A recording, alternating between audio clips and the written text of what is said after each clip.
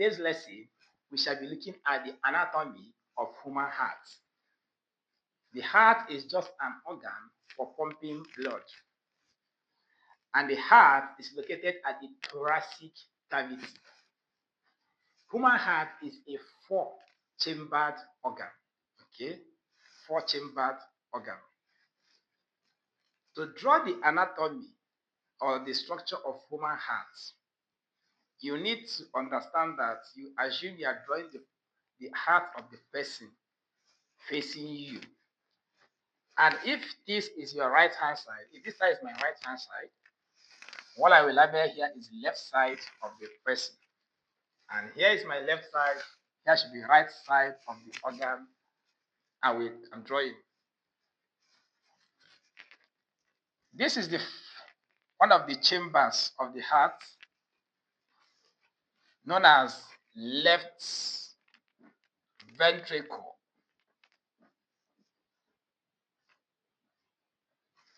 Left ventricle. And the left ventricle is highly muscularized. It has muscular wall. Why? More than every other chamber. Because the blood that will be here requires more pressure to pump blood to all other parts of the body. The left ventricle is what pumps blood to all the parts of the body. So it needs more muscular wall that will apply pressure to the blood here so that the blood can do what? Flow around the body. Here we have, in this ventricle, we have a valve like this that links to the largest artery in the body. The largest artery in the body is called aorta. Aorta. What do we call artery?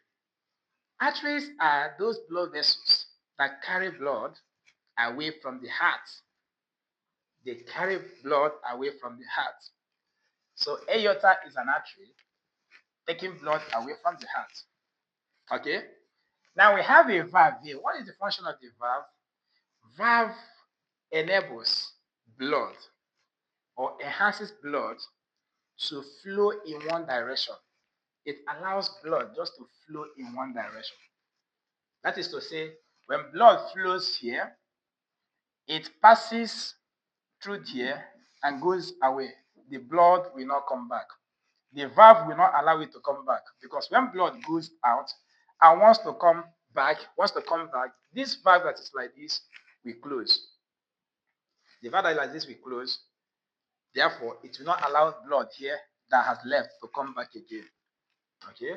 So what we call this valve is semilunar valve, or we call it aortic valve. Why do we call it semi-lunar? Semi is half, lunar is moon. So we call it semi-lunar because it is like half of a moon. Okay? So here we have other two valves here. Two valves. We have a valve here that has two cusps like this. So therefore, because of the two, we call it bicuspid valve, or sometimes known as mitral valve. Mitral valve. Yeah. So this continues to get another chamber. I can see that this chamber is less muscular compared to this. So what we call this chamber is auricle or atrium. Auricle or atrium. And this chamber has four veins connecting to it. Okay, but for the sake of this drawing, I will draw only 2 veins. I will draw only 2 veins, but it has 4 veins, but I will just draw 2 veins to it. Okay, so this valve here allows blood to move downward. You can see it's like this. So when blood moves down and enters here, blood cannot move out again, because when blood moves, imagine that you have blood. When blood enters, okay, then to allow it, when the blood wants to come out again, it will close. It will close. Not allow blood to move up again. Okay. So we have another chamber here. I have another chamber. And we have another valve here. Okay. Then this continues. This continues. Yeah. Continues and branches into 2. Okay. What we call here is a pulmonary artery. Pulmonary artery, because it takes blood away. It's an artery taking blood away. But where the artery is going is at the lungs. Pulmonary means lungs. So this artery going to the lungs is called pulmonary artery. And the artery has 2 branches. One goes to the left side of the lung, and the other part goes to the right side of the lung. So we call it pulmonary. Call it pulmonary artery. Pulmonary artery. Okay. So this valve is also called pulmonary valve. Pulmonary valve, or it can be also called semilunar valve because of the shape, half of the moon. You can also refer it to as semilunar valve. So we have, it continues to the next chamber. So we have 1, 2, 3, 4 chamber. The next chamber that we also called, this chamber is called right ventricle. Okay. Why this is called the right atrium or right auricle. Right atrium or right auricle. Then, and it has less muscular wall. The wall is less muscular, okay, and it connects this manner, okay, connect like this, and we have this in this manner. So here we have a 2 veins here, 2 large veins. This is called superior vena cava. We call here vena cava. This one vena cava. Okay, vena cava. The body vena cava has 2 branches. We have superior vena cava and we have inferior vena cava. Superior vena cava drains blood coming down from the top of the body to the heart, while inferior carries blood from bottom of the body down, from below the body to the heart. So the inferior drains blood back to the heart from the lower body part, while the superior drains from the upper body part to the heart. Here we have another valve here. We have another valve here that goes like this. Okay, goes like this one. But this has three cusps. Three cusps. 1, 2, and 3. There are 3. And what we call it is tri, because of 3. 3 means tri. Tricuspid valve. Tricuspid valve. Okay. It allows blood to flow in this direction and enter here, enter the right ventricle. Okay. So this heart here, this has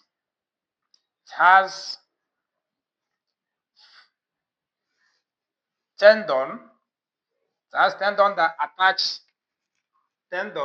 attaches it to the muscle. So what we call the tendon is, we call it codi,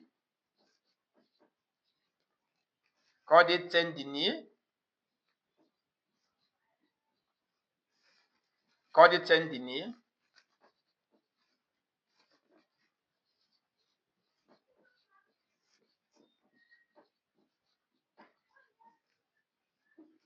Okay, call it tendini because of the board is not okay. We call it tendini. Okay. Now coming to the heart also. The heart has fibrous membrane, has thin fibrous membrane. The heart has thin fibrous membrane that covers it.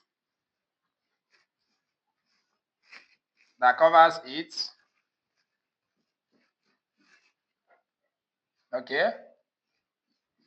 The heart has thin fibrous membrane that covers it. And we call it pericardium. Pericardium. Why do we call it pericardium? Peri comes from the word perimeter. Cardium means heart. So pericardium means it covers the outer part. Perimeter means outer, covering the outer. So pericardium means the fibrous tissue that covers the outer part of the heart. And the function is to prevent excessive expansion of the heart. You know, the heart expands to allow blood to enter it. So it prevents excessive expansion of the heart. Okay, so we have also the lining, the cells that line the inner part of the heart. Okay, line the inner part of the heart. Okay, and the lining is a squamous vascularized endothelial cells. Okay, it's made up of squamous vascularized endothelial cells, and what we call it is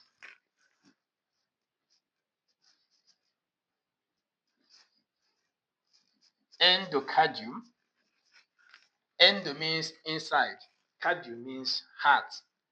Then we have the muscle here, the muscle that we called muscle of the heart is called myocardium. Myocardium. Myo means muscle. Cardium means heart. Okay. So at this center of the myocardium, we call it septum. Septum. Call here septum. And remember that this blood vessel here comes from the lungs. Okay? This vein here comes from the lungs. And lung talks about pulmonary. So we call it pulmonary vein.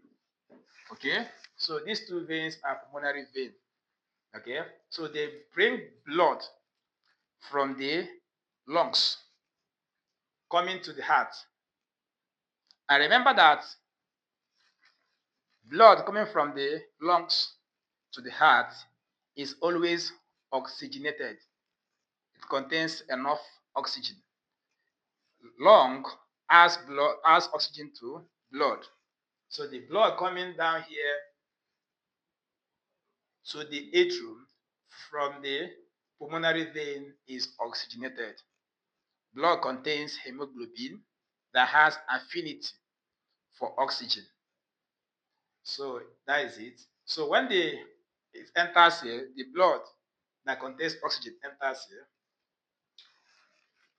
At the same time, blood comes from the body, enters here. The blood entering here is deoxygenated. That simply means that it has less oxygen. It enters here. So the one that has less oxygen enters here, while the one that has oxygen enters here. Okay? So when the blood flows here, that has oxygen flows here, the one that has less oxygen also flows here. This one has less oxygen, this one has more oxygen. Okay? And also, at the same time, this blood enters here, and at the same, this one enters here. The one that contains less oxygen enters here. Okay? And it occurs simultaneously. Then, remember that this valve will not allow the blood here to go back again. No. It allows unidirectional flow of blood. This valve here will not allow the blood to go back again. No. It enhances unidirectional flow of blood. So, the blood moves up here, and this moves up here. When the heart contracts, okay? When the heart contracts, the blood moves like this, okay? So, during what we call diastole, the heart relaxes, but during systole, the heart contracts. So when the heart contracts, this blood moves that contains oxygen, moves like this, moves up. And when it moves up, remember that this valve will not allow it to come down back again. No. The valve will not allow it to come back again. So it keeps on moving up. Okay? And from here, it will move to other parts of the body. Circulate around the body. Okay? So this movement, moving around the body, movement flow of blood from the heart to various parts of the body and back to the heart is called systemic circulation. Okay, so this blood that is oxygenated will move around the body cells, we collect the oxygen, and it will come back as deoxygenated, come back again as deoxygenated. So when it comes back again, it will flow like this, move here, and go back to the lungs, where it will go and collect oxygen. Okay, collect oxygen and also come back again after collecting the oxygen, and come back again through this vein. Okay,